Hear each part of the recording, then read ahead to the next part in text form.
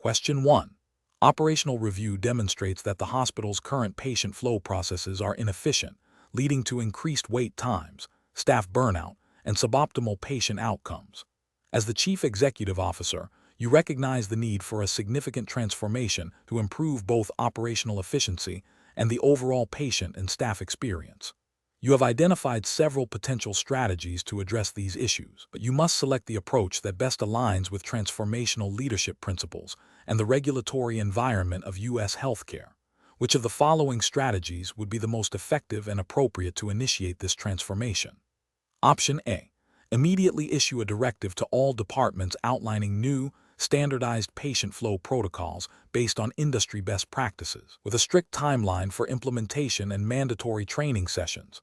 Option B. Engage an external consulting firm to conduct a comprehensive operational assessment and design a complete overhaul of patient flow systems, with the expectation that their recommendations will be implemented without significant internal debate. Option C. Prioritize cost-saving measures by reducing staffing levels in patient-facing departments and implementing technology solutions that automate patient intake and discharge processes, assuming efficiency gains will naturally improve outcomes. Option D.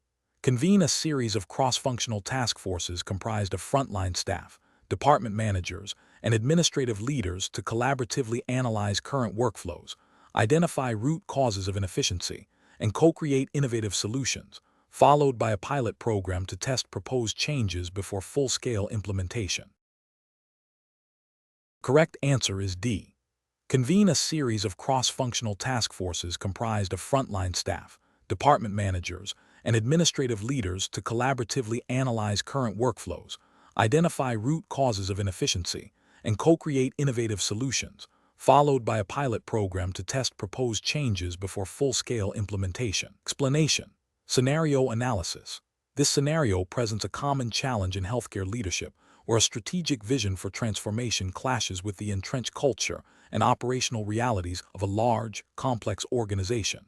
The challenge lies in balancing the imperative for change with the need to maintain current operational stability and staff morale. The healthcare environment, governed by strict regulations and ethical considerations, demands that any transformational effort be implemented thoughtfully, with due regard for patient care, staff well-being, and regulatory compliance. Board of Governors exam expects candidates to demonstrate an understanding of how to navigate such complexities through effective leadership. Correct approach analysis. The correct approach, focusing on building a shared vision through inclusive dialogue and empowering frontline staff, aligns with principles of transformational leadership and best practices in organizational change management within the U.S. healthcare regulatory framework. This method fosters buy-in, leverages the expertise of those closest to patient care, and promotes a sense of ownership, which are critical for sustainable change. It respects the professional autonomy and knowledge of healthcare professionals, a key ethical consideration. Furthermore, by involving stakeholders and ensuring clear communication, this approach mitigates risks associated with noncompliance with regulations such as HIPAA, Health Insurance Portability and Accountability Act, or CMS, Centers for Medicare and Medicaid Services, requirements, as changes are understood and integrated rather than imposed. This aligns with the ethical duty of care and the principles of good governance expected of healthcare leaders. Incorrect approach is analysis. An approach that solely relies on top-down directives without engaging staff risks alienating the workforce, leading to resistance and potential disruption of patient care. This can indirectly lead to regulatory issues if new processes are not understood or followed correctly, potentially impacting quality metrics or patient safety reporting. Ethically, it disregards the professional input of staff and can create a demoralizing work environment. Another incorrect approach might involve implementing changes rapidly without adequate training or support. This could lead to errors in patient care, breaches of privacy, violating HIPAA, or noncompliance with operational standards set by regulatory bodies like the Joint Commission. It fails to uphold the ethical responsibility to ensure competent care delivery, focusing exclusively on financial metrics without considering the human element or operational impact can lead to changes that are unsustainable or detrimental to staff morale and patient experience. While financial stewardship is important, it must be balanced with the mission and values of the organization, and with regulatory requirements that prioritize patient well-being and safety. Such an unbalanced approach can lead to ethical compromises and potentially violate the spirit, if not the letter, of healthcare regulations aimed at quality improvement. Professional reasoning. Healthcare leaders must employ a decision-making process that integrates strategic vision with operational realities, ethical considerations, and regulatory compliance. This involves a continuous cycle of assessment, planning, implementation, and evaluation. When faced with transformational challenges, leaders should prioritize stakeholder engagement, clear communication, and a phased approach that allows for adaptation.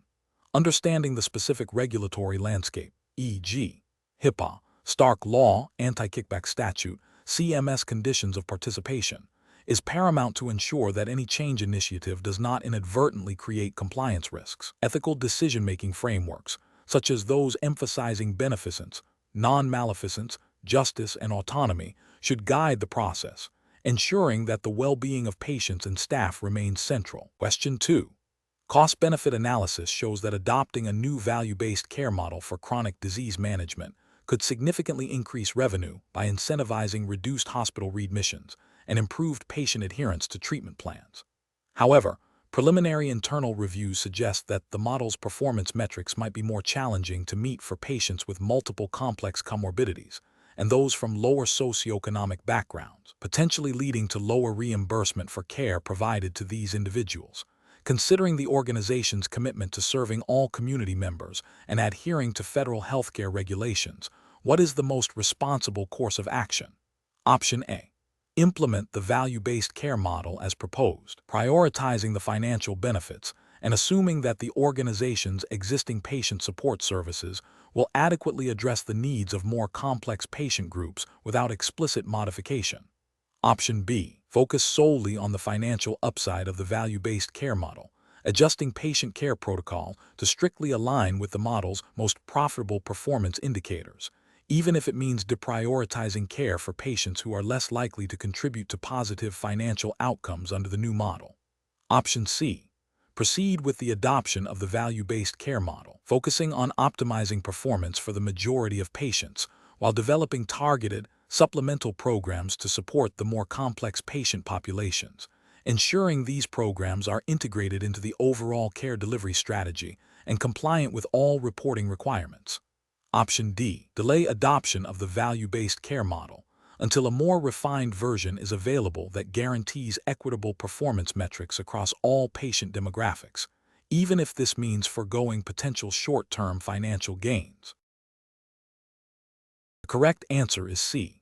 Proceed with the adoption of the value-based care model, focusing on optimizing performance for the majority of patients while developing targeted, supplemental programs to support the more complex patient populations, ensuring these programs are integrated into the overall care delivery strategy and compliant with all reporting requirements. Explanation. Scenario analysis.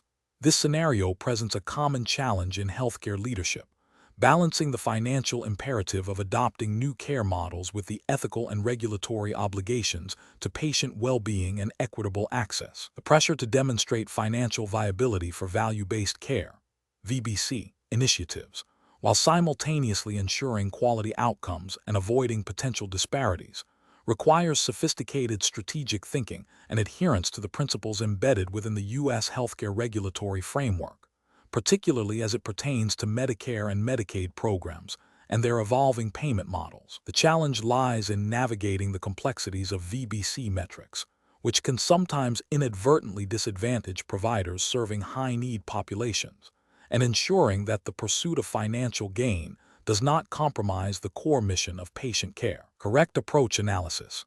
The most appropriate approach involves a comprehensive assessment that integrates financial projections with a thorough evaluation of patient population impact and alignment with regulatory requirements for VBC programs. This includes understanding how the chosen VBC model, e.g., bundled payments, accountable care organizations, is designed to incentivize quality and efficiency, and critically examining whether the proposed implementation strategy will disproportionately affect vulnerable patient groups or create barriers to care. Adherence to the Centers for Medicare and Medicaid Services, CMS, Guidelines for VBC participation, including reporting requirements and quality metrics, is paramount. Furthermore, ethical considerations regarding equitable access to care and the avoidance of patient steering or discrimination are fundamental. This approach prioritizes a holistic view, ensuring that financial sustainability is achieved through genuine improvements in care delivery that benefit all patient segments, in line with the spirit and letter of U.S. healthcare policy. Incorrect approach is analysis. One incorrect approach would be to solely focus on the projected financial gains from the VBC model, without adequately assessing its impact on patient access or quality for all demographics.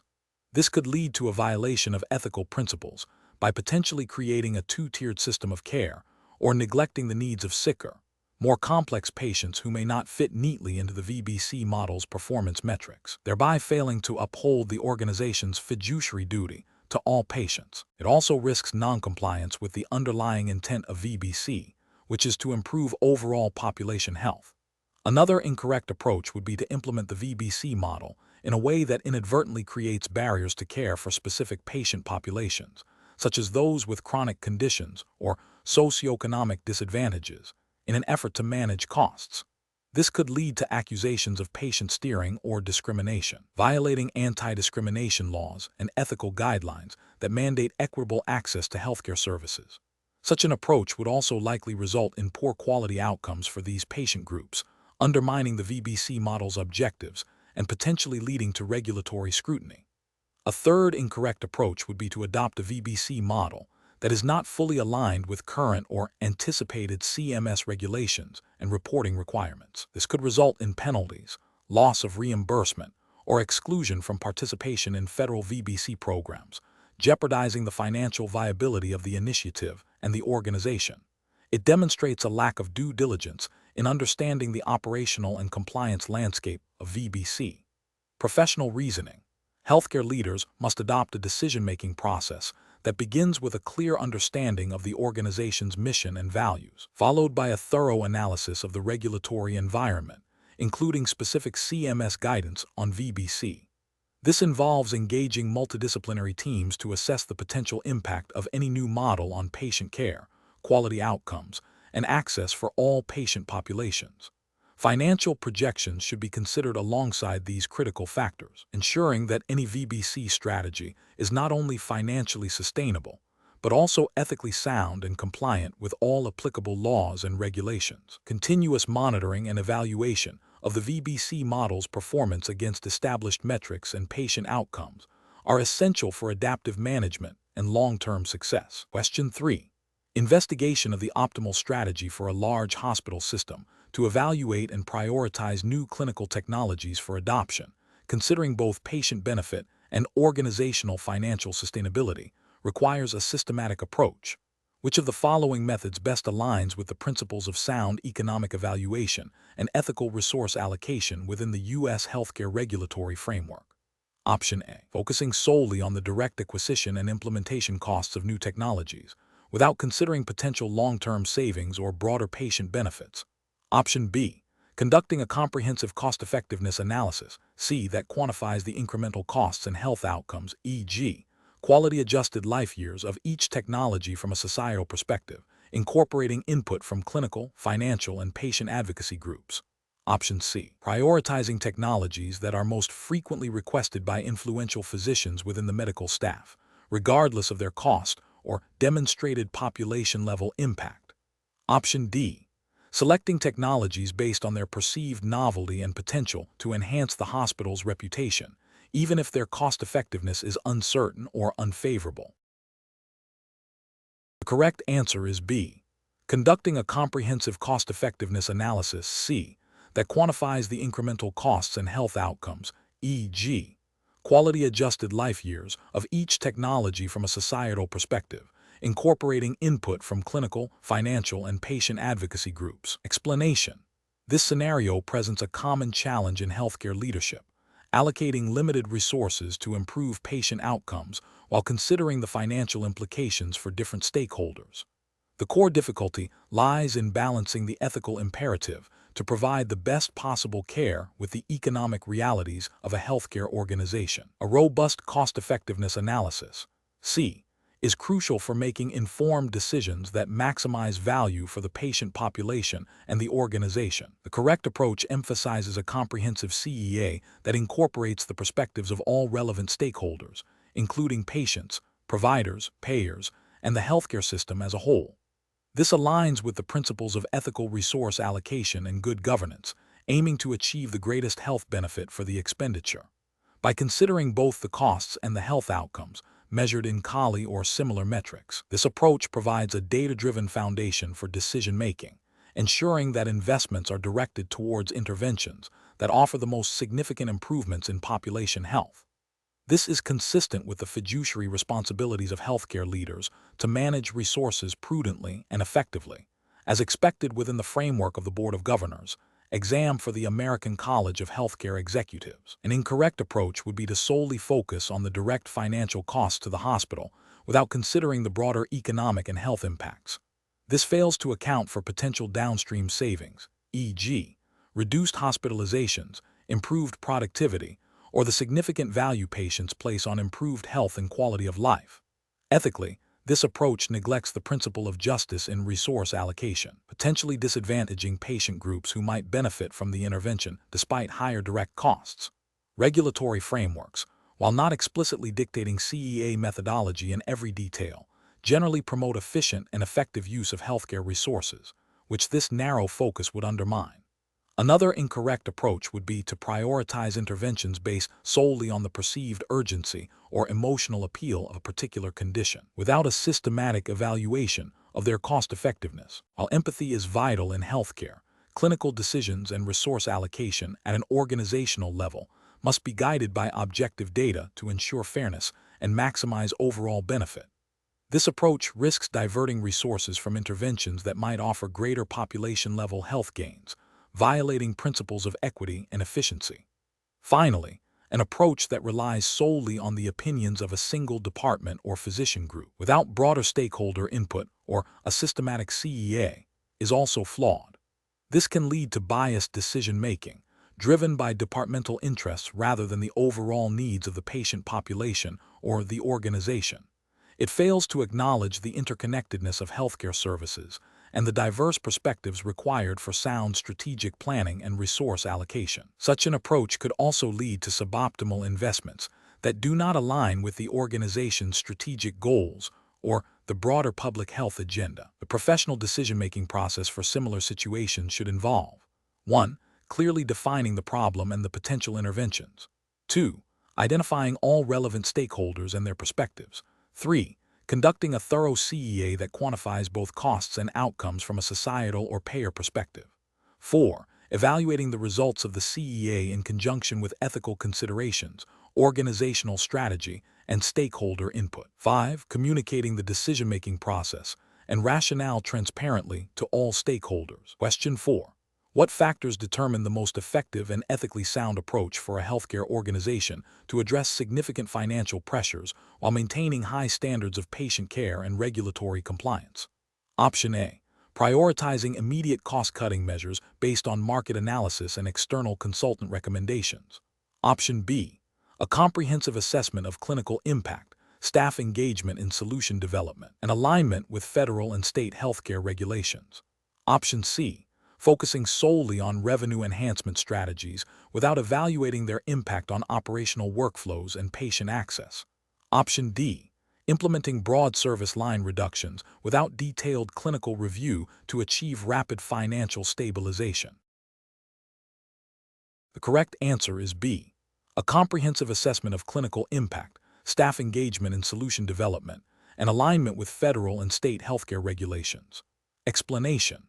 This scenario presents a common but complex challenge in healthcare leadership, balancing the imperative for operational efficiency and financial sustainability with the ethical and regulatory obligations to provide high-quality patient care. The challenge lies in the inherent tension between cost containment measures and the potential impact on patient outcomes, staff morale, and the organization's mission. Effective leadership requires navigating these competing priorities with a deep understanding of the regulatory landscape, ethical principles, and the practical realities of healthcare delivery. The correct approach emphasizes a data-driven, Stakeholder-inclusive strategy that prioritizes patient safety and quality while seeking sustainable solutions. This aligns with the core tenets of healthcare governance, which mandate fiduciary responsibility to the organization and its patients, adherence to federal and state healthcare regulations, such as those enforced by CMS and state health departments, and ethical commitments to patient well-being. A leadership team that engages clinical staff in identifying inefficiencies and exploring alternative care models demonstrates a commitment to evidence-based practice and shared governance, fostering trust and buy-in. This approach respects the professional judgment of clinicians and leverages their frontline expertise to identify solutions that are both effective and efficient, ultimately upholding the organization's commitment to its patients and its mission. An incorrect approach that focuses solely on immediate cost reduction without considering clinical impact or staff input risks, violating regulatory requirements related to patient care standards and quality improvement. For instance, implementing staffing reductions or service line eliminations without adequate clinical assessment could lead to compromised patient safety, potentially triggering investigations by regulatory bodies or professional organizations. Such an approach also fails to meet ethical obligations to provide competent care and can erode staff trust, leading to increased turnover and further operational challenges. Another incorrect approach that prioritizes external consultant recommendations without critical internal evaluation overlooks the unique context of the organization and its patient population. While consultants can offer valuable insights, their recommendations must be vetted against internal clinical expertise and regulatory compliance, ensuring that proposed changes are practical, safe, and aligned with the organization's strategic goals and legal obligations. The professional decision-making process for similar situations should involve a structured, multifaceted approach. First, clearly define the problem and its potential impact on patients, staff, and the organization's financial health.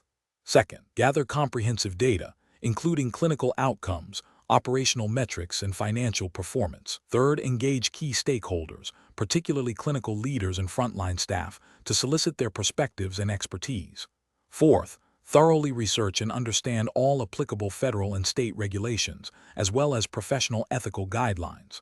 Fifth, develop and evaluate multiple potential solutions, assessing their feasibility, impact, and compliance. Finally, implement the chosen solution with a robust monitoring and evaluation plan to ensure ongoing effectiveness and to make necessary adjustments. Question 5. When evaluating a Medicare claim denial for a medically necessary inpatient service, which of the following actions best aligns with regulatory compliance and ethical patient advocacy? Option A. Inform the physician that their judgment is secondary to the payer's decision and that the service cannot be provided without exploring any recourse. Option B. Initiate a thorough review of the patient's medical record and physician's documentation against Medicare coverage criteria, and if warranted, pursue the formal appeals process. Option C. Immediately authorize the service and absorb the cost to ensure patient care, without further investigation into the denial reason or appeal options. Option D. Accept the denial as final and inform the patient that the service will not be covered, without consulting the physician or reviewing the medical record against payer criteria. The correct answer is C. Immediately authorize the service and absorb the cost to ensure patient care, without further investigation into the denial reason or appeal options. Explanation. Scenario analysis. This scenario presents a common challenge in healthcare leadership, balancing the imperative of providing high-quality patient care with the stringent financial and operational requirements of Medicare and Medicaid regulations. Specifically, the tension arises between a physician's clinical judgment regarding the necessity of a particular service and the payer's, Medicare/Medicaid, established criteria for reimbursement. A hospital administrator must navigate this without compromising patient well-being, violating regulatory compliance, or jeopardizing the organization's financial stability. The challenge lies in interpreting and applying complex, often evolving, regulatory guidelines to individual patient cases and organizational practices. Correct approach analysis. The correct approach involves a systematic, evidence-based review process that prioritizes regulatory compliance and patient advocacy. This entails engaging with the physician to understand the clinical rationale, thoroughly reviewing the patient's medical record against Medicare/Medicaid coverage criteria, and if necessary, initiating the formal appeals process. This approach upholds best professional practice by demonstrating a commitment to patient care, adhering to legal and regulatory obligations, and utilizing established mechanisms for dispute resolution. It acknowledges the physician's expertise while ensuring that reimbursement decisions are made in accordance with program rules, thereby protecting both the patient and the organization from potential penalties or financial repercussions. This aligns with the principles of responsible stewardship and ethical governance expected of healthcare leaders under the AIC framework. Incorrect approaches analysis. One incorrect approach is to immediately deny the service based solely on the initial denial from Medicare/Medicaid without further investigation.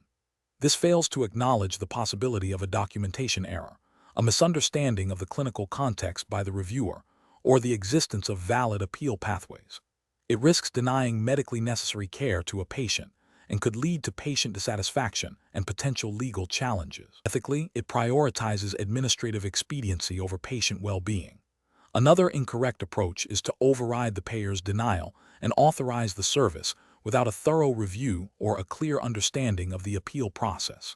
This could lead to the organization absorbing the cost of the service, impacting financial viability, and potentially setting a precedent for non-compliance. It bypasses established regulatory procedures and could be interpreted as an attempt to circumvent payer policies, leading to audits and penalties.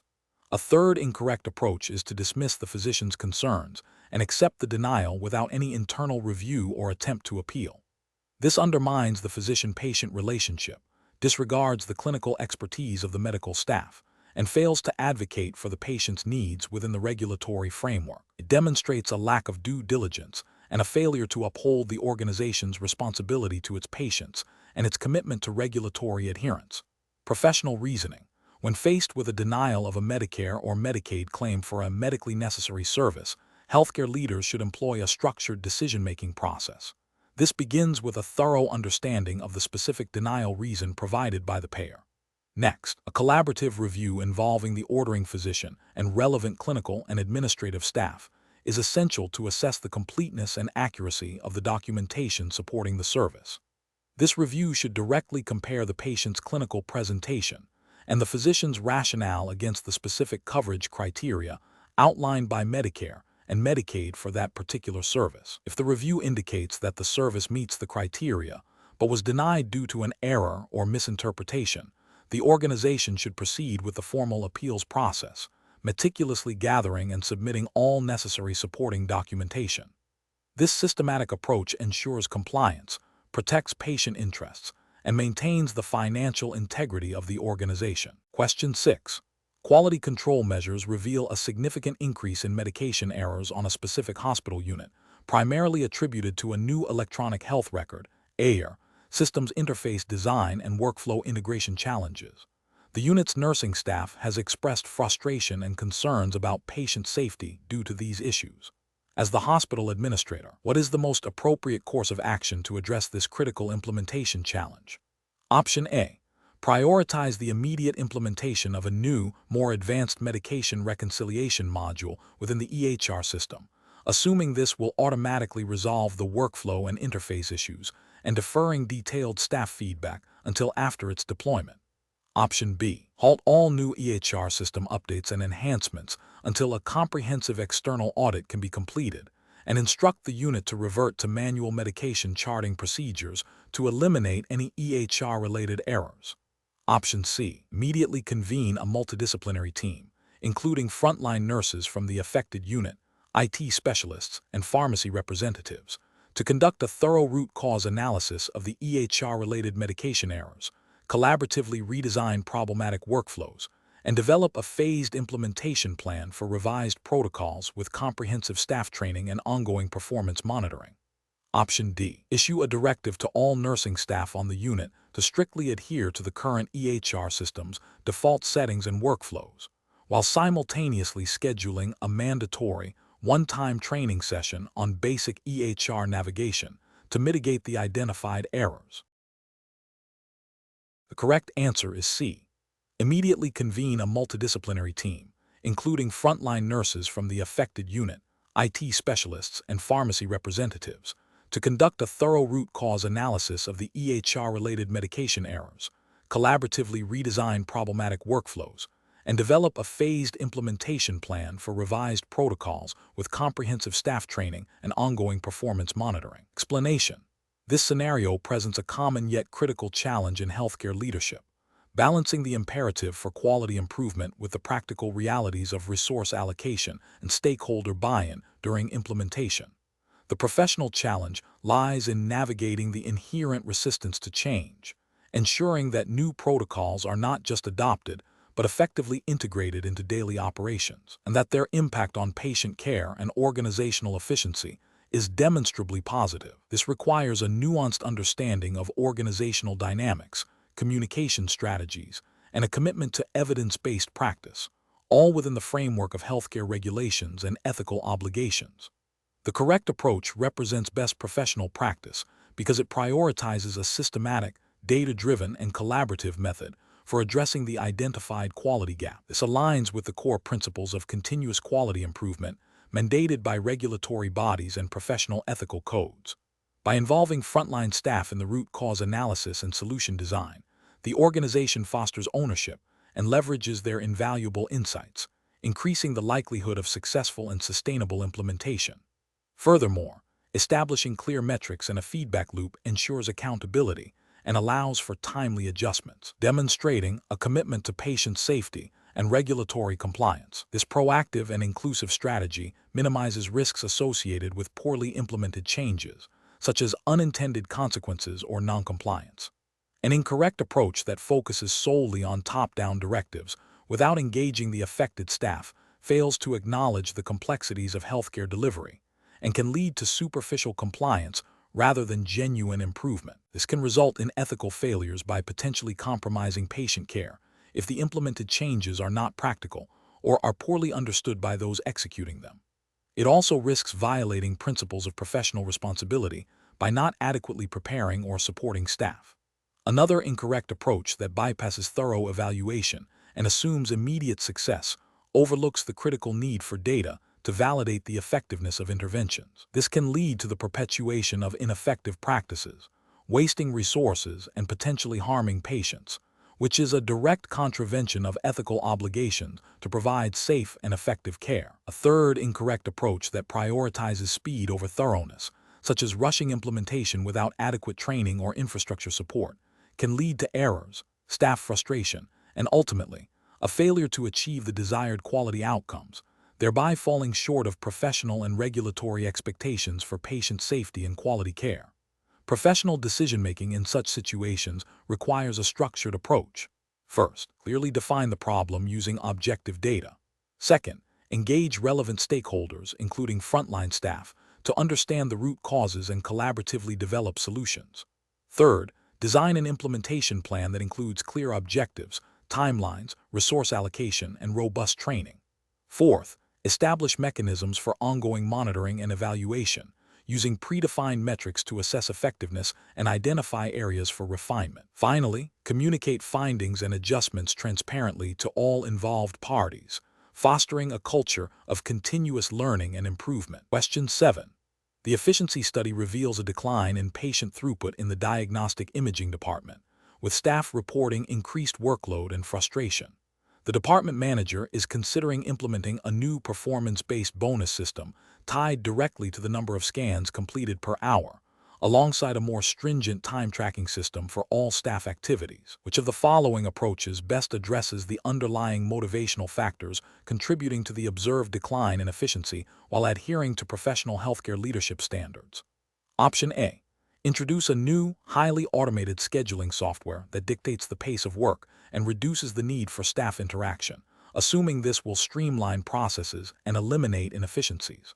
Option B. Immediately implement a tiered bonus structure directly linking individual scan completion rates to financial incentives, coupled with mandatory overtime for underperforming staff. Option C. Conduct a series of focus groups with imaging staff to understand their perceptions of workload, identify specific workflow bottlenecks, and explore opportunities for enhanced autonomy and professional development within their roles. Option D. Increase managerial oversight by assigning a supervisor to monitor each workstation in real time, providing immediate feedback on any perceived slowdowns in scan completion. The correct answer is C. Conduct a series of focus groups with imaging staff to understand their perceptions of workload, identify specific workflow bottlenecks, and explore opportunities for enhanced autonomy and professional development within their roles. Explanation: this scenario presents a common challenge in healthcare leadership, balancing operational efficiency with the human element of employee motivation. The efficiency study, while identifying potential areas for improvement, risks overlooking the underlying psychological drivers of performance. A leader must assess whether proposed changes address the root causes of observed inefficiencies or merely impose superficial solutions that could demotivate staff. The correct approach leverages established motivation theories to understand and address the observed performance gaps.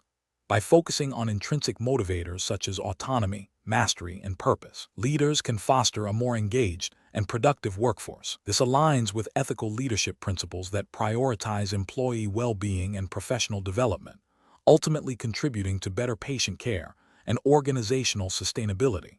Such an approach is consistent with the ethical obligations of healthcare leaders to create a supportive work environment, as implicitly guided by professional standards of practice and the pursuit of excellence in healthcare management. An incorrect approach that solely focuses on extrinsic rewards, such as increased pay or bonuses, fails to address deeper motivational needs. While financial incentives can offer short-term gains, they often do not lead to sustained engagement and can even breed resentment if perceived as manipulative or insufficient. This approach neglects the principles of self-determination theory and can lead to a transactional rather than a transformational relationship with employees, potentially violating ethical considerations of fair and sustainable employment practices. Another incorrect approach that emphasizes increased supervision and control without understanding the reasons for decreased efficiency can be detrimental. This reflects a mechanistic view of motivation, akin to McGregor's Theory X, which assumes employees are inherently lazy and require constant oversight.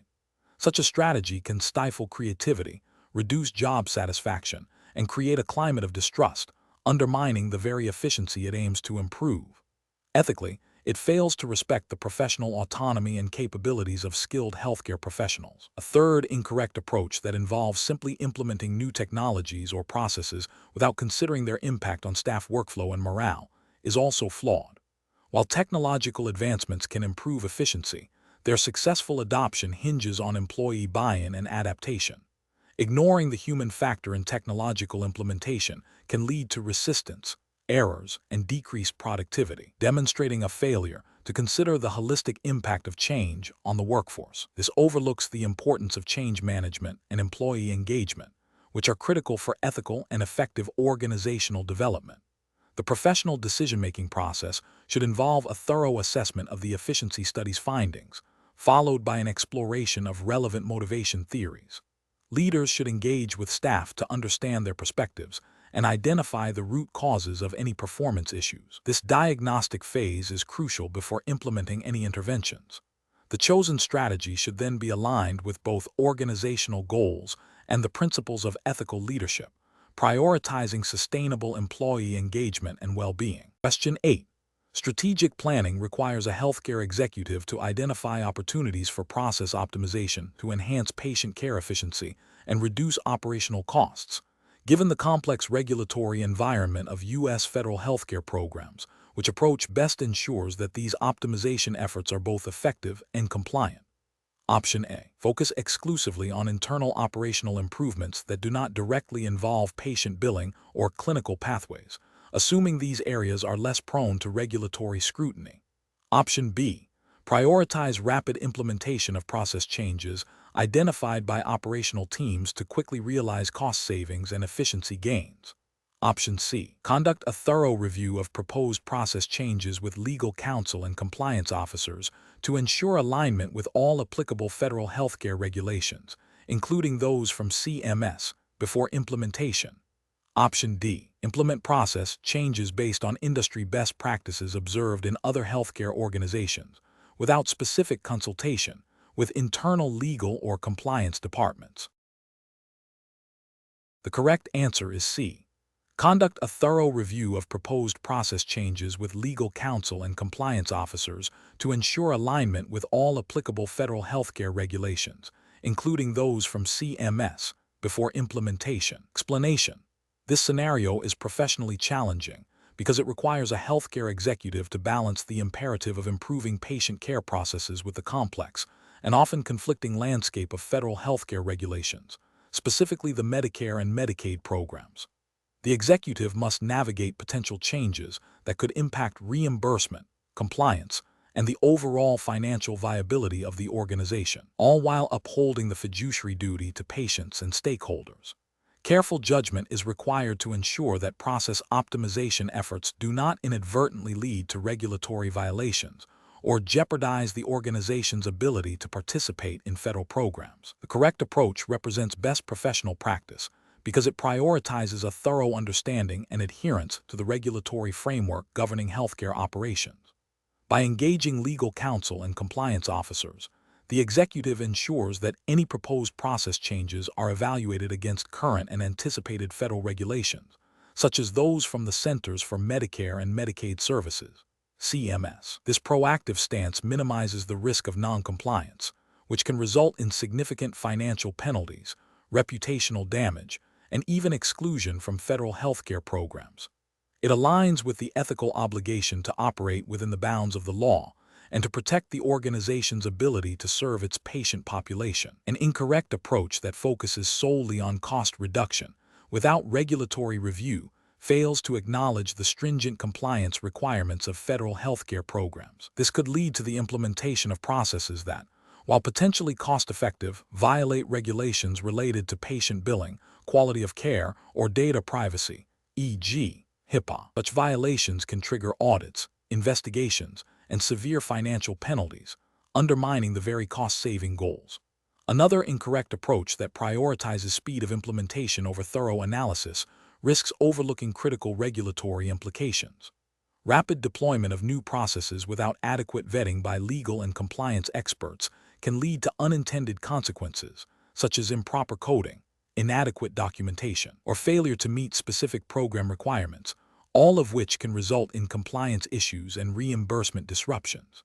A third incorrect approach that relies solely on internal operational expertise without external regulatory consultation overlooks the specialized knowledge required to interpret and apply complex federal healthcare laws. While internal teams are vital for process design, they may not possess the nuanced understanding of regulatory nuances that legal and compliance professionals offer, potentially leading to oversight of critical compliance elements. The professional decision-making process for similar situations should involve a multidisciplinary approach. First, clearly define the strategic objective for process optimization. Second, conduct a comprehensive risk assessment, specifically identifying potential regulatory impacts. Third, engage relevant internal stakeholders, e.g., clinical staff, finance, and external experts, legal counsel, compliance officers, early in the planning phase. Fourth, develop a detailed implementation plan that includes robust compliance checkpoints and monitoring mechanisms. Finally, establish a feedback loop for continuous evaluation and adaptation to evolving regulatory requirements. Question 9.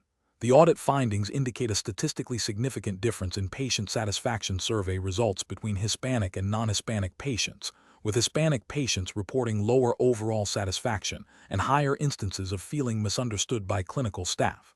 As the Chief Executive Officer, what is the most appropriate immediate course of action to address this disparity? Option A. Organize a single, mandatory diversity and inclusion seminar for all hospital employees to broadly address cultural awareness and sensitivity. Option B. Defer immediate action pending further investigation into whether the satisfaction differences are primarily attributable to factors outside the hospital's control. Option C. Initiate a comprehensive review of patient communication protocols, language access services, and cultural competency training for all clinical staff, with a focus on identifying and rectifying specific barriers experienced by Hispanic patients. Option D. Implement a hospital-wide initiative to offer all patient educational materials in Spanish, without assessing the specific communication challenges identified in the audit. The correct answer is C. Initiate a comprehensive review of patient communication protocols, language access services, and cultural competency training for all clinical staff, with a focus on identifying and rectifying specific barriers experienced by Hispanic patients. Explanation: The audit findings indicate a significant disparity in patient satisfaction scores across different demographic groups, suggesting potential systemic issues in how diversity and inclusion are integrated into patient care delivery. This scenario is professionally challenging because it requires a healthcare leader to move beyond simply acknowledging diversity, actively addressing its impact on patient outcomes and experiences. The leader must navigate complex ethical considerations, potential legal ramifications under U.S. healthcare regulations, and the core mission of providing equitable care to all individuals. The correct approach represents best professional practice because it directly addresses the root causes of the disparity by implementing a comprehensive, data-driven strategy for diversity and inclusion. This involves not only training, but also systemic changes in policy, practice, and leadership commitment, aligning with the principles of patient-centered care and the ethical imperative to eliminate health disparities. Such an approach is supported by the overarching goals of healthcare organizations to serve all members of the community and is implicitly encouraged by regulatory bodies focused on quality of care and patient rights. An incorrect approach that focuses solely on superficial diversity initiatives, such as a one-time cultural competency workshop, without follow-up or systemic integration, fails to address the underlying issues contributing to the satisfaction gap. This approach is ethically deficient, as it creates an illusion of progress without tangible improvement in patient experience, and may violate the spirit of regulations aimed at ensuring equitable access and quality of care. Another incorrect approach, which dismisses the findings as anecdotal or unresolvable without further investigation, demonstrates a failure in leadership responsibility and a disregard for data-driven quality improvement. This can lead to continued disparities, potentially violating patient rights and failing to meet organizational standards for care. A third incorrect approach, which involves implementing broad, untargeted interventions without understanding the specific needs of different demographic groups, is inefficient and unlikely to be effective. It risks alienating patient populations by failing to acknowledge their unique experiences and may not comply with the nuanced requirements of promoting inclusion. The professional decision-making process for similar situations should involve a systematic approach. First, thoroughly analyze the audit findings to understand the specific nature and extent of the disparities. Second, engage diverse stakeholders, including patients and staff from affected groups, to gather qualitative data and insights. Third, develop a multifaceted strategy that includes education, policy review, process improvement, and leadership accountability, grounded in evidence-based practices for diversity and inclusion in healthcare. Finally, establish clear metrics for success and a plan for ongoing monitoring and evaluation to ensure sustained improvement. Question 10. Operational review demonstrates that a significant increase in medication errors has been linked to the introduction of a new electronic health record (EHR) system and its associated medication ordering module. Frontline nursing and physician staff express frustration with the system's usability, citing cumbersome workflows and a lack of intuitive design, which they believe contributes to their distraction and increased error rates. The organization's leadership is committed to improving patient safety and operational efficiency. Which of the following approaches best addresses this implementation challenge, while adhering to best professional practices in healthcare leadership and organizational behavior? Option A. Defer any further system changes or training until a new EHR vendor can be identified and procured, as the current system is clearly the root cause of all medication errors. Option B. Immediately mandate a series of mandatory, one-size-fits-all training sessions on the EHR system, emphasizing the critical need for adherence to new protocols to reduce errors and improve patient outcomes. Option C. Establish a multidisciplinary task force, including frontline clinicians, IT specialists, and patient safety officers, to conduct a thorough review of the EHR's medication ordering module, gather specific feedback on usability issues, and collaboratively develop and implement targeted workflow optimizations and supplementary training. Option D. Implement a punitive system where individual clinicians are held solely responsible for any medication errors identified through EHR audit trails, with disciplinary action taken to ensure compliance. The correct answer is B. Immediately mandate a series of mandatory, one-size-fits-all training sessions on the EHR system, emphasizing the critical need for adherence to new protocols to reduce errors and improve patient outcomes. Explanation. This scenario presents a common organizational behavior challenge in healthcare: resistance to change, particularly when it impacts established workflows and perceived autonomy. The professional challenge lies in balancing the need for improved patient safety and operational efficiency with the human element of employee buy-in and adaptation. A leader must navigate the complexities of individual motivations, team dynamics, and the overarching organizational mission, all while adhering to regulatory mandates and ethical principles. The correct approach emphasizes a collaborative and transparent implementation strategy. This involves engaging frontline staff early in the process, actively soliciting their feedback, and incorporating their insights into the final design and rollout of the new protocols. This method fosters a sense of ownership and reduces the likelihood of passive or active resistance. It aligns with best professional practices by respecting the expertise of those directly involved in patient care, promoting a culture of continuous improvement, and ensuring that changes are practical and sustainable.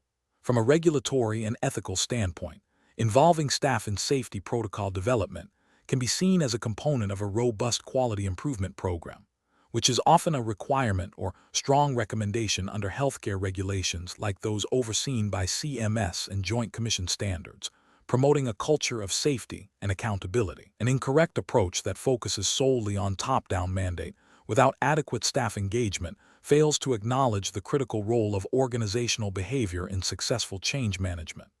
This can lead to decreased morale, increased errors due to lack of understanding or buy-in, and ultimately, a failure to achieve the intended safety and efficiency gains. Ethically, it can be viewed as a failure to adequately consider the impact of decisions on the workforce, and potentially a breach of the principle of respect for persons by not valuing their input.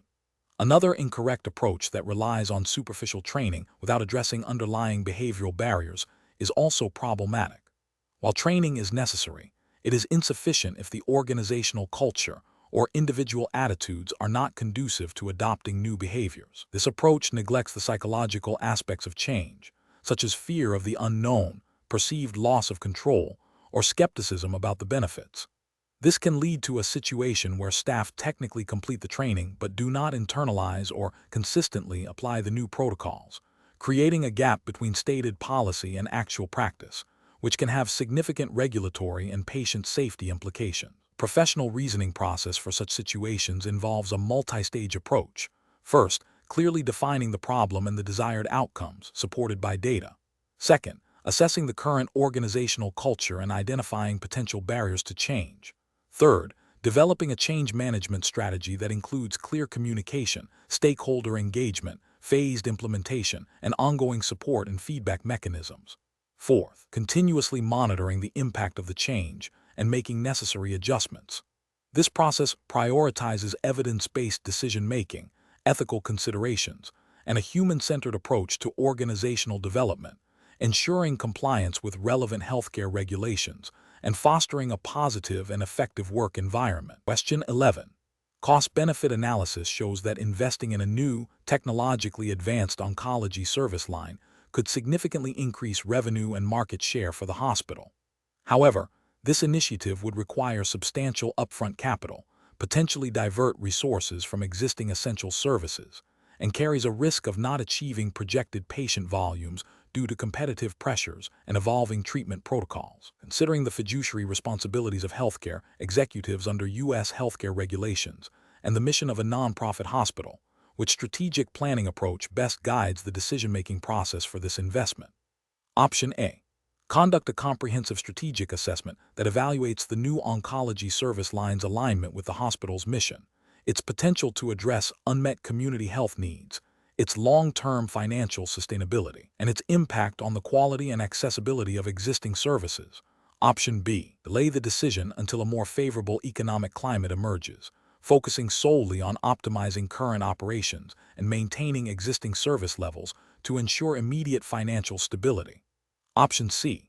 Proceed with the investment only if the projected return on investment exceeds a predetermined threshold, without extensive consideration of non-financial factors or potential negative impacts on other hospital departments. Option D. Prioritize the investment based on projected revenue growth and market expansion, assuming that increased financial capacity will ultimately benefit all service lines and the community. The correct answer is D. Prioritize the investment based on projected revenue growth and market expansion, assuming that increased financial capacity will ultimately benefit all service lines and the community. Explanation. This scenario presents a common challenge in healthcare leadership, balancing the pursuit of strategic growth with the imperative to maintain financial stability and regulatory compliance. The Chief Executive Officer, CEO, is tasked with evaluating a significant capital investment in a new service line, which promises enhanced patient care and market expansion, but also carries substantial upfront costs and operational risks. The challenge lies in discerning which strategic planning framework, when applied to this investment decision, best aligns with the fiduciary duties of healthcare leaders under U.S. federal and state regulation, particularly those governing nonprofit healthcare organizations and their commitment to community benefit. The CEO must consider not only the potential financial returns, but also the long-term impact on the organization's mission, its ability to serve its patient population, and its adherence to principles of sound governance and ethical stewardship. The correct approach emphasizes a comprehensive strategic planning process that integrates financial feasibility with mission alignment and community impact. This involves a thorough assessment of the new service line's potential to improve health outcomes, address unmet community needs, and enhance the organization's competitive position, all while ensuring financial sustainability.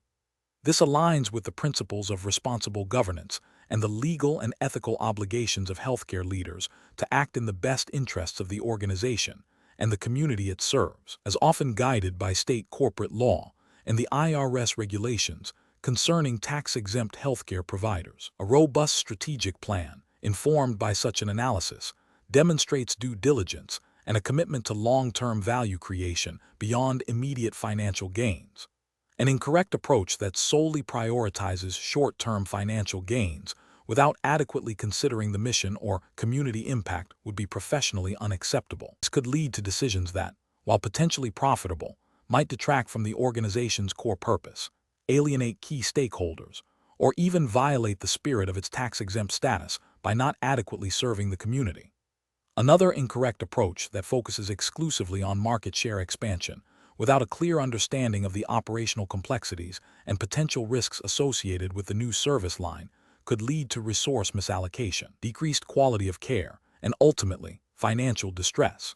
Such a narrow focus disregards the interconnectedness of financial health, operational excellence, and mission fulfillment, which are all critical components of effective healthcare strategy and governance.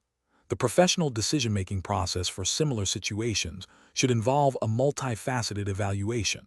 Leaders must first clearly define the strategic objectives and desired outcomes. Then they should engage in a thorough environmental scan, including market analysis, competitive landscape, and regulatory considerations.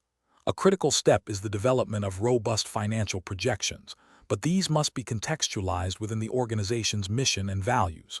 Stakeholder engagement, including input from clinicians, patients, and community representatives, is also vital. Finally, the decision-making framework should incorporate risk assessment and mitigation strategies, ensuring that the chosen path is both ambitious and responsible, grounded in evidence and ethical principles. Question 12. Benchmark analysis indicates a concerning trend of increasing patient readmission rates for a specific chronic condition, exceeding national averages and posing a risk to patient outcomes. As the Chief Executive Officer, you are presented with two primary strategic options.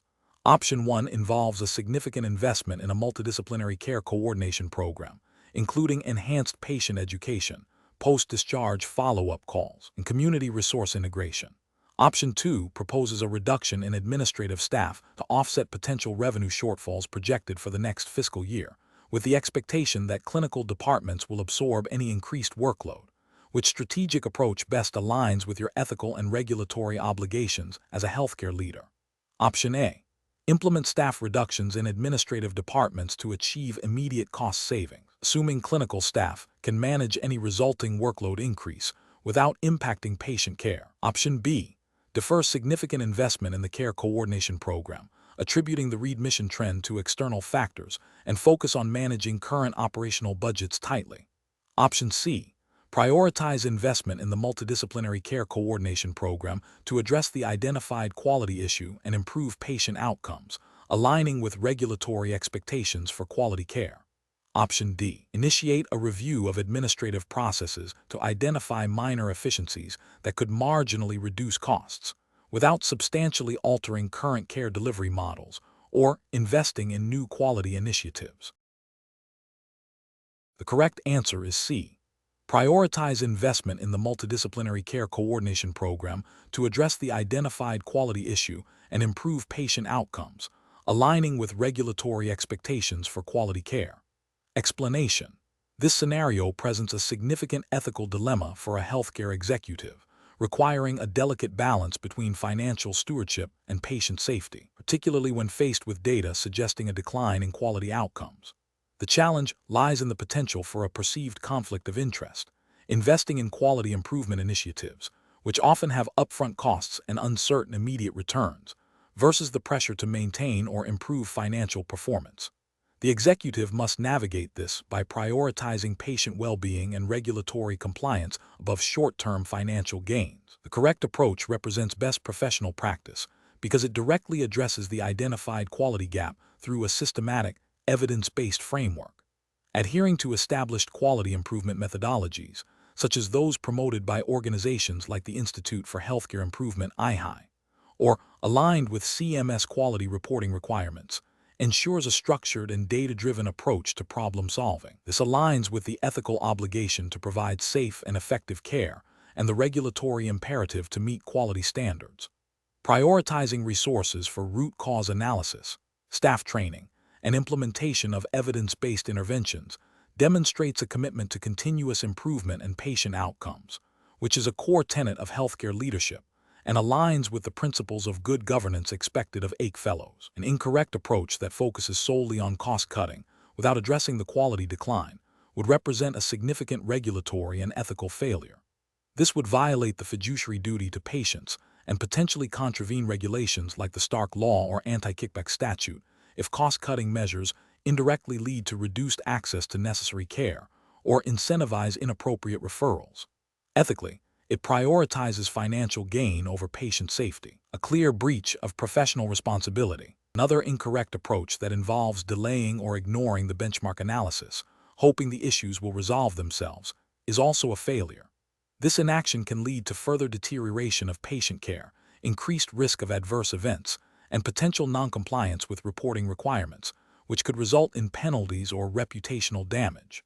Furthermore, it demonstrates a lack of proactive leadership and a failure to uphold the organization's mission. A third incorrect approach that involves implementing superficial changes without a thorough understanding of the root causes would be ineffective and wasteful. This approach fails to address the underlying issues, leading to continued quality deficits and potentially masking more serious problems, which is both ethically questionable and a poor use of organizational resources. A professional decision-making process for similar situations should involve a structured approach. First, acknowledge and validate the data from the benchmark analysis. Second, convene a multidisciplinary team to conduct a thorough root cause analysis of the identified quality issues. Third, prioritize patient safety and evidence-based practices when developing improvement strategies. Fourth, allocate appropriate resources, including financial and human capital. Support these initiatives. Fifth, establish clear metrics for success and a robust monitoring system to track progress and make necessary adjustments. Finally, ensure transparent communication with stakeholders, including the board, staff, and potentially patients, regarding the quality improvement efforts and outcomes. This systematic process ensures that decisions are data-driven, ethically sound, and aligned with regulatory requirements and the organization's mission. Question 13. Compliance review shows that a large hospital system, operating under Medicare and Medicaid programs, has been consistently billing for certain services using codes that, while common practice among some competitors, are not fully aligned with current Centers for Medicare and Medicaid Services (CMS) coding and reimbursement guidelines. This practice has inadvertently led to overpayments in some instances and underpayments in others, creating a discrepancy that could be flagged during a federal audit. The executive team is concerned about potential financial repercussions and reputational damage. Which of the following represents the most appropriate immediate course of action for the hospital system's leadership? Option A. Instruct the billing department to continue current practices, assuming that widespread adoption by other providers offers implicit acceptance, and to focus resources on enhancing patient volume and service line expansion. Option B. Implement a retrospective adjustment of past claims based on a generalized market average for similar services, without detailed consultation with CMS guidelines or legal counsel, to mitigate immediate audit risks. Option C. Initiate an immediate, comprehensive review of all billing practices related to the identified service categories. Engage compliance and legal counsel to ensure accurate interpretation of CMS guidelines, and develop a plan for corrective billing and potential self-disclosure of identified discrepancies. Option D. Focus on strengthening lobbying efforts with federal legislators to advocate for revised coding guidelines that better reflect current service delivery and market practices, while continuing current billing procedures. The correct answer is C. Initiate an immediate, comprehensive review of all billing practices related to the identified service categories. Engage compliance and legal counsel to ensure accurate interpretation of CMS guidelines, and develop a plan for corrective billing and potential self-disclosure of identified discrepancies. Explanation. This scenario presents a common challenge in healthcare leadership, navigating the complex interplay between organizational strategic goals and governmental regulatory mandates. The challenge lies in balancing the pursuit of operational efficiency and market competitiveness with the imperative to comply with federal healthcare programs and their associated payment rules. A leader must understand that while market forces and strategic initiatives are important, adherence to government regulations is non-negotiable and forms the bedrock of legitimate operation within the U.S. healthcare system. The correct approach demonstrates an understanding that compliance with government regulations, particularly those governing Medicare and Medicaid reimbursement, is paramount.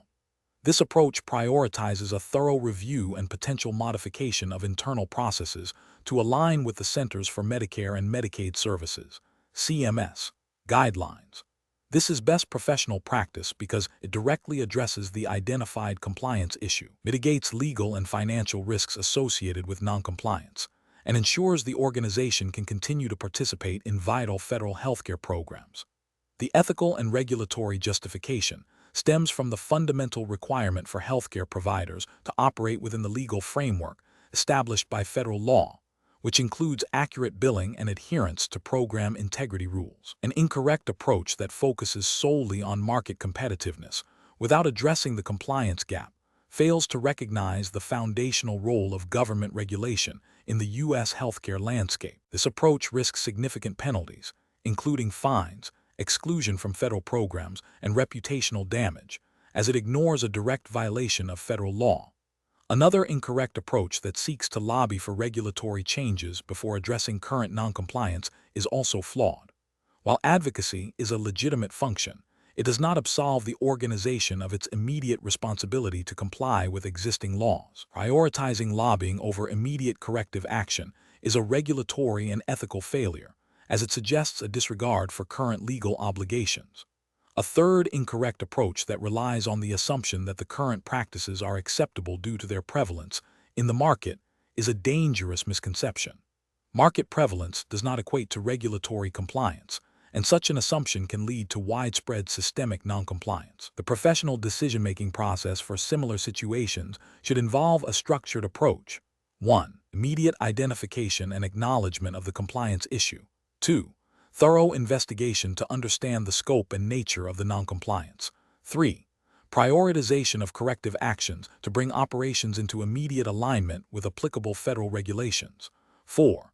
Consultation with legal counsel and compliance experts to ensure accurate interpretation and implementation of regulatory requirements. 5. Development and implementation of robust internal controls and training programs to prevent future noncompliance. 6. Strategic planning that integrates regulatory compliance as a core component, rather than an afterthought. Question 14. Operational review demonstrates a significant opportunity to improve patient outcomes and operational efficiency by implementing a new, integrated care model across several departments.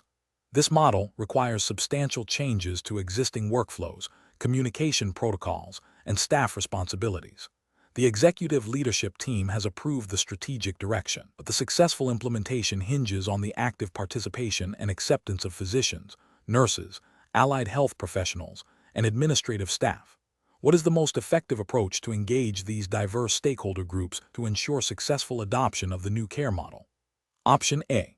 Establish cross-functional working groups with representatives from each affected department to collaboratively develop implementation plans, conduct pilot testing, and provide ongoing feedback while maintaining transparent communication channels regarding progress and challenges. Option B. Present the finalized implementation plan to all staff during a single all-hands meeting, followed by a queue and a session to address immediate concerns before the official rollout.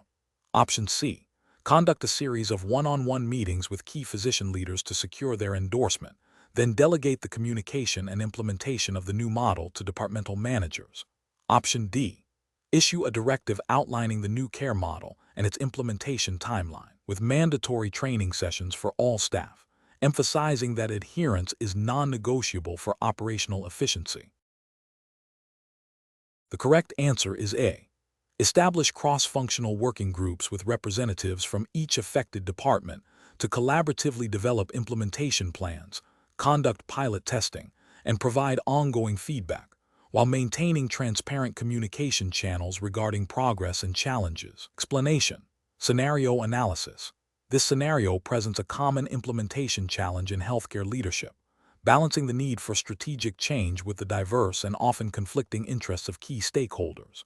The introduction of a new patient care model, while potentially beneficial for quality and efficiency, directly impacts the daily operations and perceived autonomy of physicians, nurses, and administrative staff. The challenge lies in navigating these varied perspectives, ensuring buy-in and mitigating resistance without compromising the integrity of the proposed model or alienating critical personnel. Effective stakeholder engagement is paramount to successful implementation, requiring a nuanced understanding of their motivations, concerns, and influence.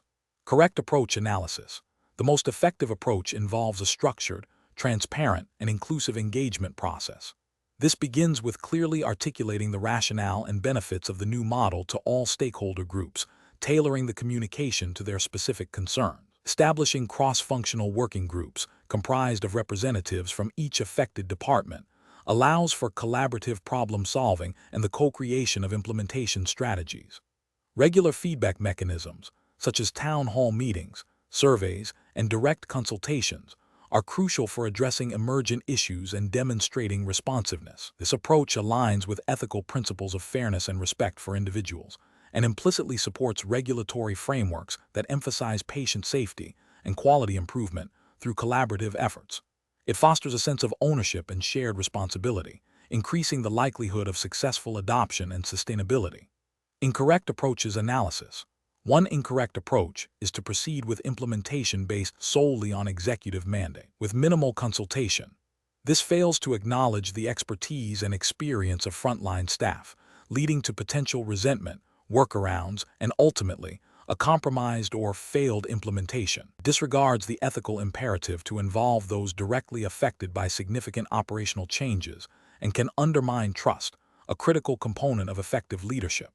Another incorrect approach is to engage stakeholders only after key decisions have been finalized, presenting the changes as a fait accompli. This superficial engagement can be perceived as disingenuous and will likely result in resistance, as stakeholders feel their input is not genuinely valued. This approach violates principles of transparency and collaborative governance, potentially creating an adversarial relationship rather than a partnership. A third incorrect approach is to focus engagement efforts exclusively on physician leaders, assuming their buy-in will automatically translate to broader staff acceptance. While physician leadership is vital, neglecting direct engagement with nursing staff, allied health professionals, and administrative teams overlooks their unique operational insights and potential concerns, leading to fragmented adoption and operational inefficiencies. This approach fails to recognize the interconnectedness of healthcare delivery and the importance of engaging all critical contributors. Professional reasoning. Healthcare leaders must adopt a proactive and empathetic approach to stakeholder engagement. This involves identifying all relevant stakeholder groups, understanding their perspectives and potential impact, and developing a tailored communication and engagement strategy. The process should be iterative, allowing for feedback and adaptation. Leaders should prioritize transparency, build trust through consistent and honest communication, and empower stakeholders to participate in shaping solutions. This not only enhances the likelihood of successful implementation, but also strengthens the organization's culture and its ability to navigate future challenges. Question 15. The efficiency study reveals that a significant portion of the hospital's variable costs are directly tied to patient room supplies and direct nursing labor, while the CVP analysis indicates that substantial reduction in these variable costs could lead to a projected increase in net operating income. Hospital leadership is concerned about the potential impact on patient satisfaction scores and the ability to meet current nurse-to-patient staffing ratios mandated by state regulations. Considering the principles of cost-volume-profit analysis within the U.S. healthcare regulatory framework, which of the following represents the most prudent and professionally responsible course of action for hospital leadership? Option A. Focus solely on increasing patient volume by expanding service lines and marketing campaigns, believing that a higher volume will naturally offset the current variable cost structure and improve profitability without necessitating cost reductions.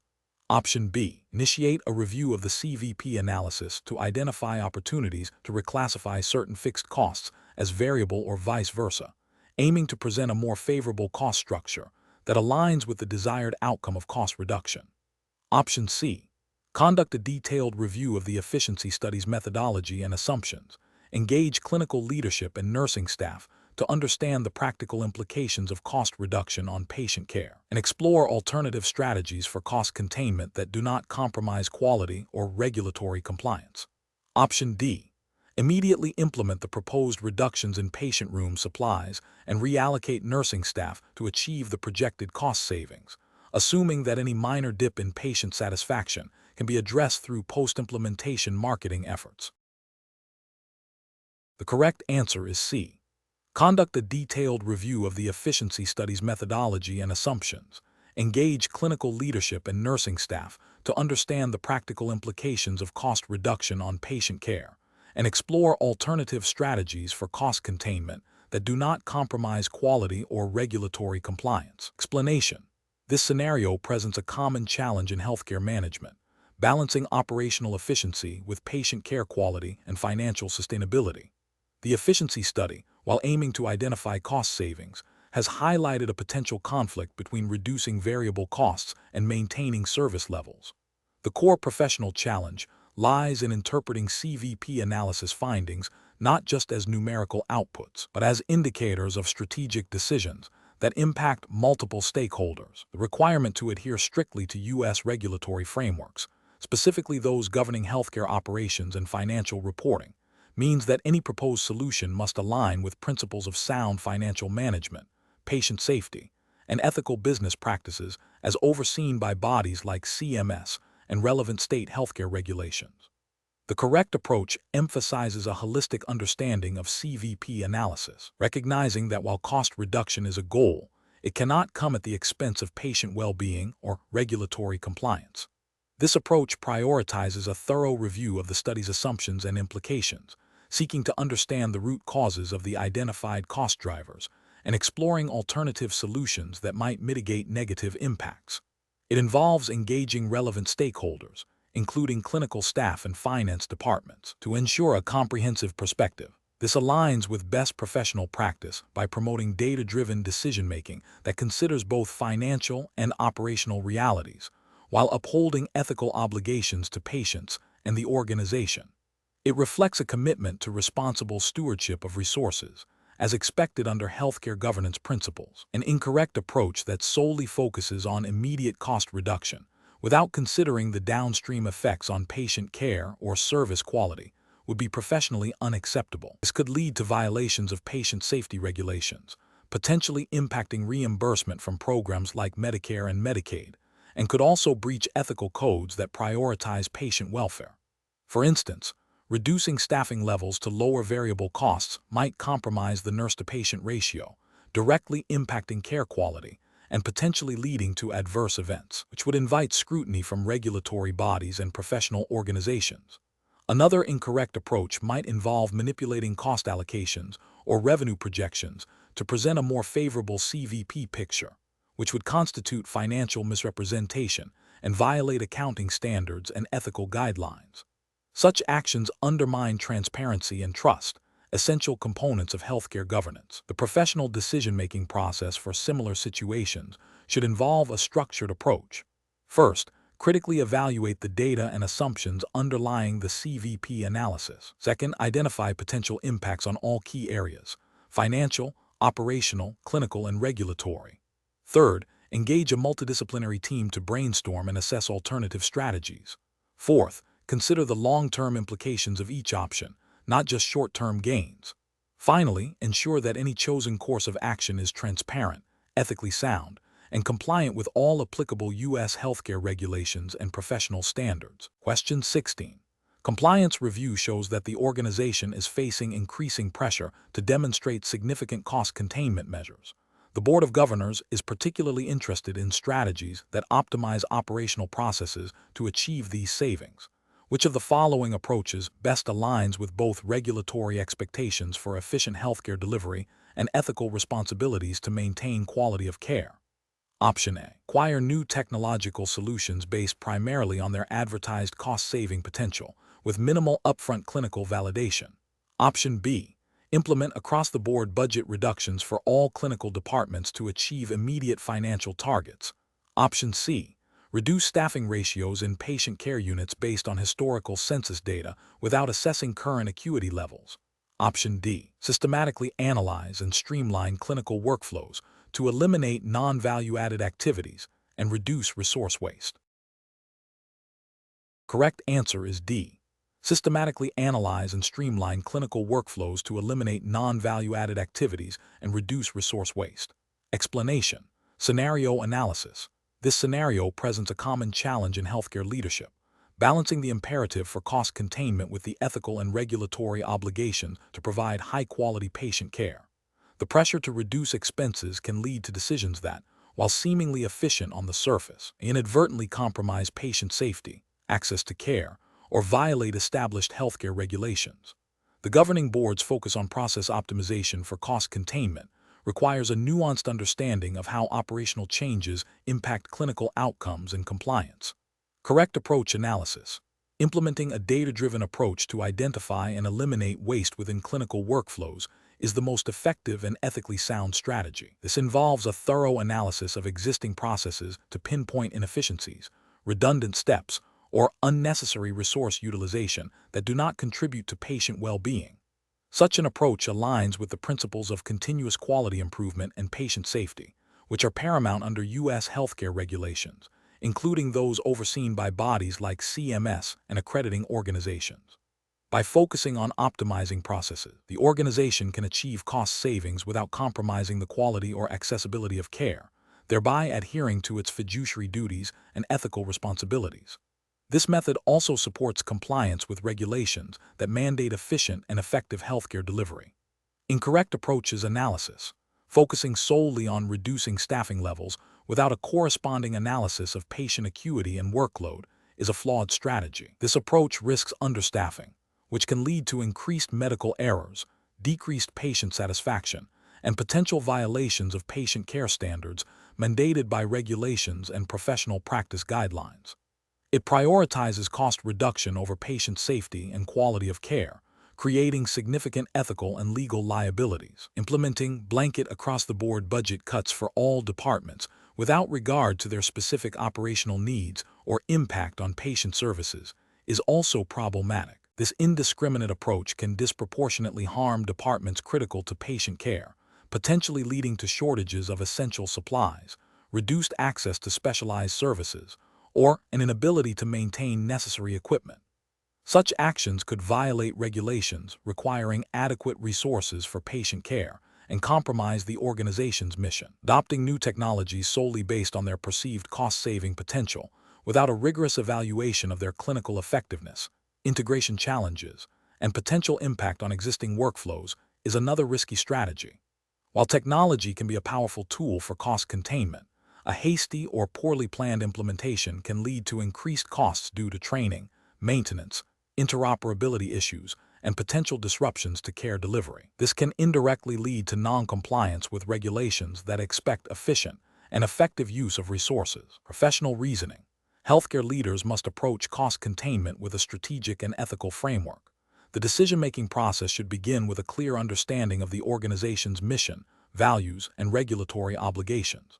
When considering cost-saving measures, leaders should prioritize approaches that enhance efficiency and reduce waste without negatively impacting patient care quality, safety, or access. This involves engaging clinical staff in the process, utilizing data analytics to identify areas for improvement, and conducting thorough risk assessments.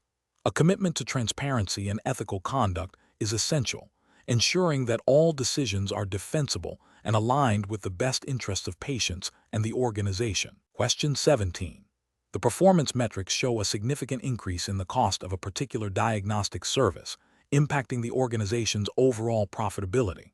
The executive team is considering several options to address this, including renegotiating contracts with suppliers, exploring alternative, less expensive technologies, or reducing the frequency of the service based on historical utilization patterns. Which of the following approaches best aligns with sound economic principles in healthcare and professional ethical obligations for a healthcare executive? Option A. Immediately implement a reduction in the frequency of the diagnostic service, assuming that historical utilization patterns indicate a surplus, and that this will yield the quickest cost savings without significantly impacting patient care. Option B. Prioritize renegotiating contracts with suppliers to secure lower prices, without a detailed review of the service's clinical value or the potential impact of any changes on patient access or outcomes. Option C. Explore alternative, less expensive technologies solely based on their upfront purchase price, without a comprehensive evaluation of their diagnostic accuracy, reliability, or long-term operational costs.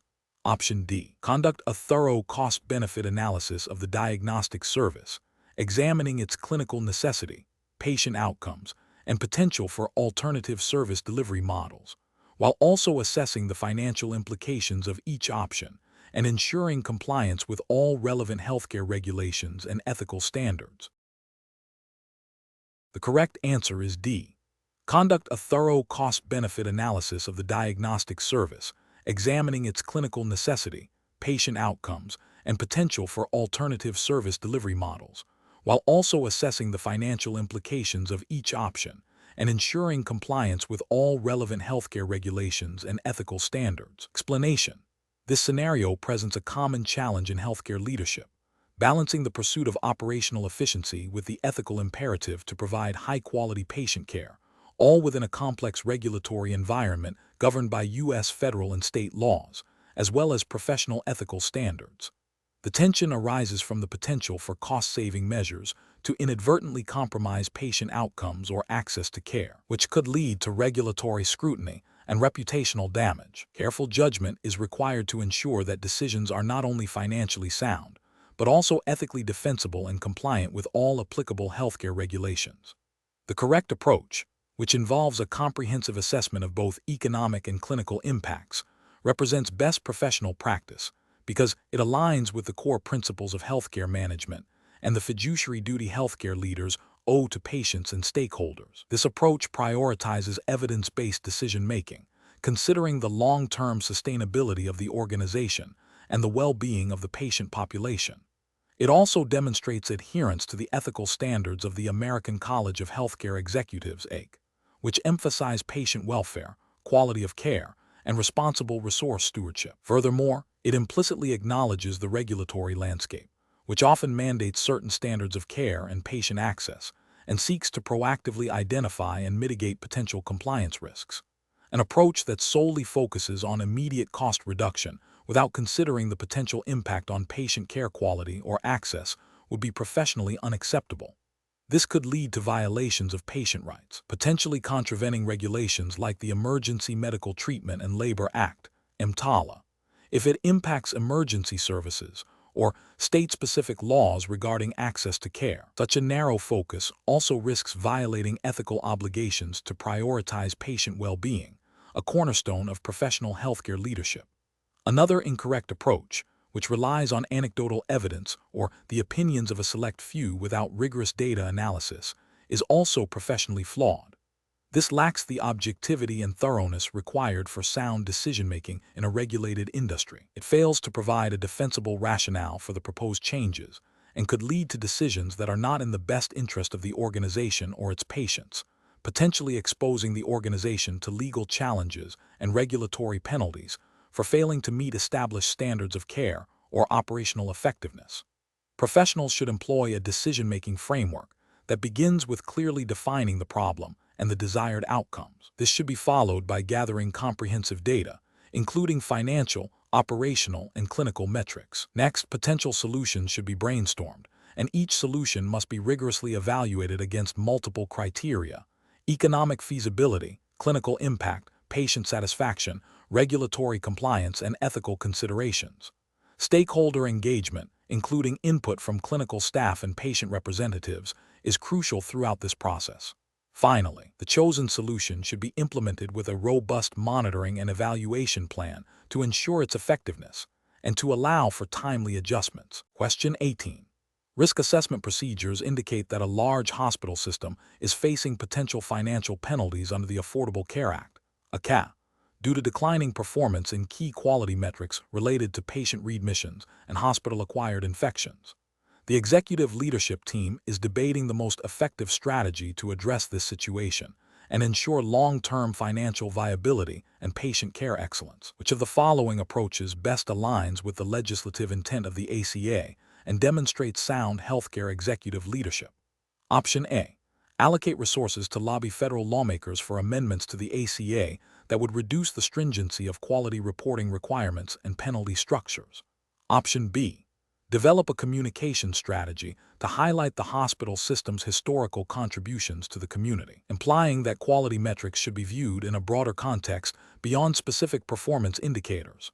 Option C. Implement a robust quality improvement program focused on evidence-based interventions to reduce readmissions and infections, coupled with enhanced staff training and investment in patient education initiatives. Option D. Focus solely on optimizing billing and coding practices to ensure maximum reimbursement under existing payment models, without significant changes to clinical operations. The correct answer is C. Implement a robust quality improvement program focused on evidence-based interventions to reduce readmissions and infections, coupled with enhanced staff training and investment in patient education initiatives. Explanation: this scenario presents a common challenge in healthcare leadership, balancing the imperative to provide high-quality patient care with the complex and often costly mandates imposed by federal legislation. The Affordable Care Act, ACA, specifically its provisions related to value-based purchasing and quality reporting, directly impacts how healthcare organizations are reimbursed and, consequently, their financial stability. The challenge lies in interpreting and implementing these legislative requirements in a way that is both compliant and strategically beneficial, while also considering the practical realities of operational changes and resource allocation. The correct approach demonstrates best professional practice by prioritizing a comprehensive, data-driven strategy that aligns operational improvements with legislative goals. This involves a thorough understanding of the ACA's quality metrics, identifying areas for improvement, and investing in the necessary infrastructure and training to achieve those improvements. This approach is ethically sound, as it directly addresses patient outcomes and quality of care, which are central to the healthcare mission. It is also legally compliant, as it proactively seeks to meet or exceed the requirements of the ACA, thereby mitigating financial penalties and maximizing potential incentives. This proactive and integrated strategy reflects a deep understanding of the interconnectedness of policy, operations, and patient well-being, as expected of a fellow of the American College of Healthcare Executives. An incorrect approach that focuses solely on punitive measures or superficial compliance would represent significant regulatory and ethical failures. For instance, merely focusing on avoiding penalties without actively pursuing quality improvement misses the spirit and intent of the ACA, which is to elevate the standard of care. This could lead to a reactive rather than proactive stance, potentially resulting in missed opportunities for enhanced reimbursement and, more importantly, suboptimal patient care. Another incorrect approach, such as lobbying for legislative repeal without engaging in operational adaptation, ignores the immediate responsibility to comply with existing law and serve current patient needs. This demonstrates a failure to adapt to the evolving regulatory landscape and a potential disregard for the impact on patient care and organizational sustainability under current law. The professional decision-making process for similar situations should involve a multifaceted approach. First, a thorough understanding of the relevant legislation and its specific requirements is paramount. This includes identifying key performance indicators and reporting mandates. Second, a comprehensive internal assessment of current performance against these metrics is necessary to pinpoint areas of strength and weakness. Third, strategic planning should then focus on developing actionable initiatives to address identified gaps, considering resource allocation, staff training, and technological investments. Finally, continuous monitoring and evaluation of progress are essential to ensure ongoing compliance and to adapt strategies as the legislative and healthcare landscape evolves.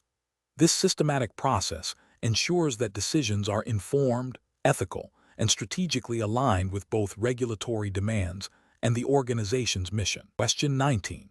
Assessment of the potential impact of a proposed shift to a new electronic health record (EHR) system on the organizational culture and clinical practice at a large academic medical center. What is the most appropriate initial step for the Board of Governors to ensure a successful and ethically sound implementation? Option A. Initiate a comprehensive, multidisciplinary impact assessment involving clinical staff, IT, and administrative leadership to identify potential challenges and opportunities across all organizational functions and patient care domains. Option B. Delegate the entire EHR implementation process to the IT department, trusting their technical expertise to manage the transition with minimal disruption to clinical operations. Option C. Focus solely on the projected cost savings and efficiency gains associated with the new EHR, prioritizing these financial metrics in the initial planning stages. Option D. Proceed with the EHR vendor selection and contract negotiation, assuming that the benefits of a modern EHR will naturally drive cultural adaptation and improved workflows. Correct answer is A. Initiate a comprehensive, multidisciplinary impact assessment involving clinical staff, IT, and administrative leadership to identify potential challenges and opportunities across all organizational functions and patient care domains. Explanation. Scenario analysis. This scenario presents a common challenge in healthcare leadership, implementing significant organizational change that impacts established professional practices and potentially patient care delivery models. The professional challenge lies in balancing the strategic imperative for change with the inherent resistance that can arise from deeply ingrained professional cultures and the need to maintain operational stability and patient safety throughout the transition. Effective judgment requires understanding the multifaceted nature of organizational culture and the psychological impact of change on staff. Correct approach analysis.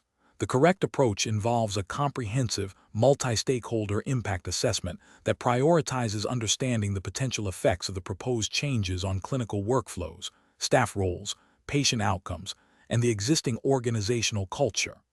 This assessment should be data-driven, incorporating feedback from frontline staff, clinical leaders, and relevant governance bodies. By proactively identifying potential challenges and opportunities, a more robust and well-supported change management plan can be developed, aligning with the ethical obligations of healthcare leaders to ensure quality patient care and a supportive work environment.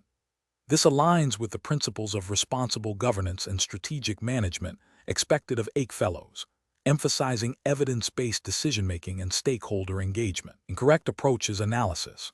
One incorrect approach would be to proceed with the change based solely on the strategic vision of senior leadership, without a thorough assessment of its impact on the existing organizational culture and operational realities.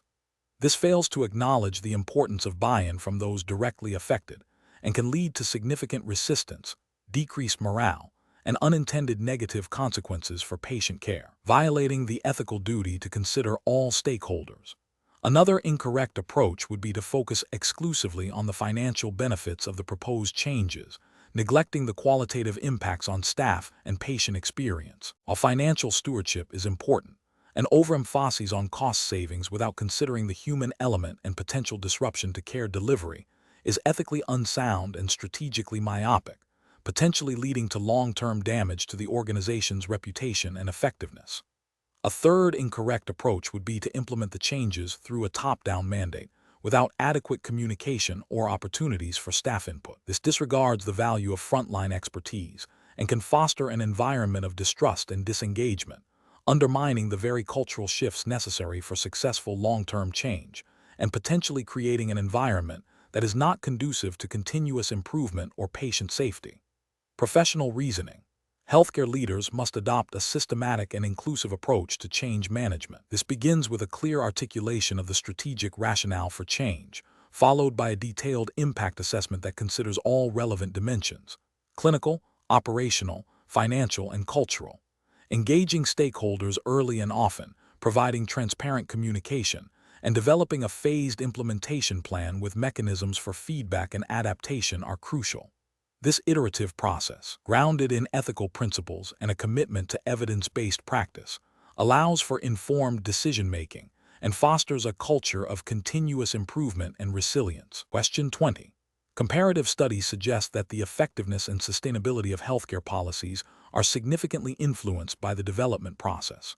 Considering the U.S. regulatory framework and ethical principles governing healthcare organizations, which of the following approaches to developing a new organizational policy on patient data access and privacy is most aligned with best practices for a healthcare executive? Option A. Immediately implementing a policy based on the personal experience of the chief medical officer, with a brief review by the legal department to ensure no obvious violations. Option B.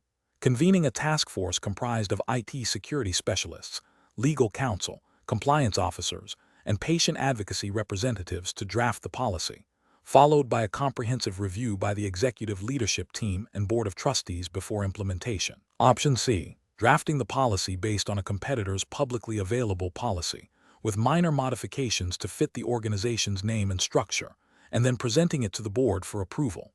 Option D. Delegating the entire policy development to the Human Resources Department, assuming they have the expertise to cover all relevant aspects of patient privacy and data access. The correct answer is B. Convening a task force comprised of IT security specialists, legal counsel, compliance officers, and patient advocacy representatives to draft the policy, followed by a comprehensive review by the executive leadership team and board of trustees before implementation. Explanation. This scenario presents a common challenge in healthcare leadership, balancing the need for efficient policy development with the imperative of robust stakeholder engagement and adherence to regulatory frameworks. The challenge lies in ensuring that policies are not only well-intentioned and aligned with organizational goals, but also legally sound, ethically defensible, and practically implementable. The Board of Governors exam for the American College of Healthcare Executives, ACE, emphasizes the importance of strategic thinking, ethical leadership, and understanding the complex regulatory environment in which healthcare organizations operate. Therefore, evaluating different approaches to policy development requires a deep understanding of best practices within the U.S. healthcare regulatory landscape, including principles of good governance and compliance. The correct approach represents best professional practice because it prioritizes a systematic, inclusive, and evidence-based process that aligns with the principles of good governance and regulatory compliance. This approach ensures that policies are developed with a comprehensive understanding of their potential impact, are informed by diverse perspectives, and are vetted for legal and ethical soundness. This aligns with the ACE Code of Ethics, which stresses integrity, accountability, and the pursuit of excellence in healthcare management. Furthermore, it reflects best practices in organizational development, fostering buy-in and reducing resistance to change. Each incorrect approach represents specific regulatory or ethical failures. One incorrect approach might fail to involve key stakeholders, leading to policies that are impractical, create unintended consequences, or violate labor laws or patient rights, thereby exposing the organization to legal challenges and reputational damage. Another incorrect approach might bypass thorough legal and ethical review, potentially resulting in policies that contravene federal regulations such as the Stark Law, Anti-Kickback Statute, or HIPAA, or state-specific healthcare laws, leading to significant penalties and loss of licensure. A third incorrect approach might rely solely on anecdotal evidence or the opinions of a select few, neglecting data-driven decision-making and best practices in healthcare policy, which can result in suboptimal outcomes and a failure to meet accreditation standards or organizational strategic objectives. The professional decision-making process for similar situations should involve a structured approach. 1. Clearly define the problem or opportunity the policy aims to address. 2. Identify all relevant stakeholders and ensure their meaningful participation. 3. Conduct thorough research, including reviewing existing literature, best practices, and relevant legal and regulatory requirements. 4. Develop policy options, considering feasibility, impact, and alignment with organizational mission and values. 5. Subject policy drafts to rigorous legal, ethical, and operational review. 6. Implement the policy with clear communication and training. 7. Establish mechanisms for ongoing monitoring, evaluation, and revision. This systematic process ensures that policies are robust, compliant, and effective.